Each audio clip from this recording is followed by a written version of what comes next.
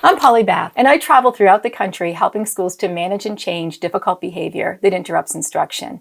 Today, I'd like to address one of your questions. I like to use timers to get the kids to move and get things done. Do you think this is helping or is it stressful? For so long, we've set a timer to say, I'm going to talk to you as soon as you calm down. Here's the timer. I think we can get tripped up with that. I think when we use it in times of trying to get someone to self-regulate, it can create stress. A lot of stress. Like, there's a timer, you're going to sit here in timeout until the timer goes off, and then we're going to discuss the problem. I think that can be stressful for kids. But the use of timers when we put it up on our smart board and we have something fun that's a countdown for cleanup time, I think can actually be a little bit motivational.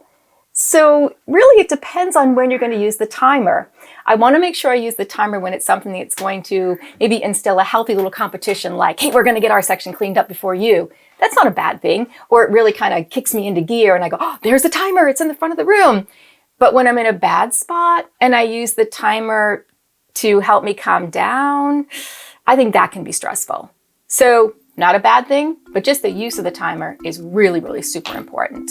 Don't forget to like, subscribe, hit the bell for notifications, watch these videos, and if you've got questions for future videos, put those in the comments below.